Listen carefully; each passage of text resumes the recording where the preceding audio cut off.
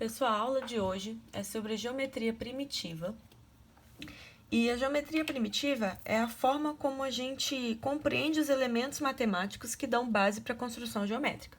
Então, a geometria primitiva é o princípio, como o próprio nome já diz. É dela que surge toda a geometria, até a espacial. E para isso existem três elementos fundamentais: o ponto, a reta e o plano. Agora a gente vai ver separadamente cada um deles. O primeiro elemento é o ponto. O ponto é o elemento mais primitivo. Ele é o primeiro de todos. Ele não possui definição, então não tem como a gente definir um ponto. Ele não possui forma, não possui dimensão, e ele tem duas representações.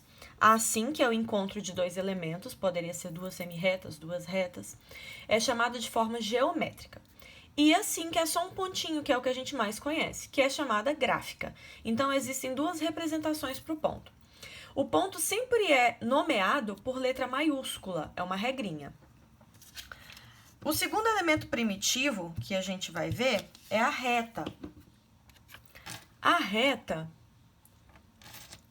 ela é infinita, então ela não tem começo e não tem fim. Ela pode ser nomeada por uma letra minúscula, então eu posso ter uma reta assim, chamar de reta R, por exemplo, ou eu posso ter uma reta, dois pontinhos sobre essa reta, por exemplo, B e C, lembrando que o ponto é com letra maiúscula, e dizer que essa reta que eu desenhei é a reta BC. Então, pode ser representado por uma letra minúscula assim, ou pelo símbolo da retinha com as duas letras maiúsculas. E uma coisa importante, quando você tem pontos alinhados, por exemplo, o B e o C estão alinhados, quer dizer que eles estão sob a mesma reta, e a gente dá o nome de colinear. Então, sempre que alguns pontos estiverem alinhados, estiverem na mesma reta, nós chamamos de colinear. O terceiro elemento primitivo é o plano. O plano também possui algumas características importantes. O plano também não pode ser definido.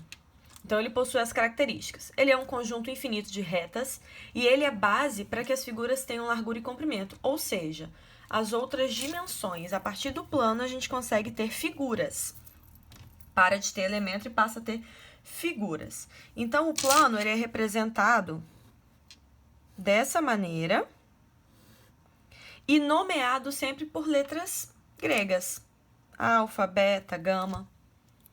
Então, a representação do plano fica dessa maneira aqui e a nomeação com letra grega. Então, esses são os principais elementos da geometria, que são os elementos da geometria primitiva.